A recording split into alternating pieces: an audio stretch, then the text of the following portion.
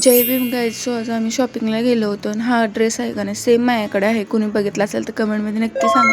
आम्ही दिव्याच्यात गेलो होतो, काव्याच्यात गेलो होतो आणि तिथं एवढे सारे कपडे बघितले ना, पण मला एक पण नाही आवडला. एक आवडलेला सो मी तो ट्राय करून बघितलेला. हा कसा दिसतो कमेंटमध्ये नक्की सांगा. ह्याची पॅन्ट खूप छान होती, टॉप तर एकदम भारी होता, पण प्राईस खूप जास्त होती याची. परत आम्ही कॉट सेट बघितलेले हळदीसाठी, त्यातला मी एक ट्राय केला होता, येलो कलरचा आहे तो, पण काही एवढा खास दिसत नव्हता. म्हणून आम्ही परत मम्मीला साड्या बघायला गेलो. खूप साड्या बघितल्या तरी आमच्या मम्मीला एक पण साडी आवडत नव्हती. त्याच्यानंतर एक फायनली डिसाईड केली कुठली आवडली, तर ती आवडलेली मीच ट्राय केली. मम्मी म्हणली तूच ट्राय करून बघ. सो मला कमेंटमध्ये नक्की सांगा की मला ही साडी कशी दिसते. आणि त्याच्यानंतर घरी गेलो, तर घरी गेल्यानंतर इथं बांगड्या भरायचा कार्यक्रम चालू होता, तर मी नाव लिहित बसलेली. त्याच्यानंतर आम्हाला गडांगणाला जायचं होतं, गडांगण उर्फ केळवण ह्याच्यासाठी जायचं होतं. सो मस्तपैकी रिक्षात वगैरे बसून गेलो होतो आम्ही.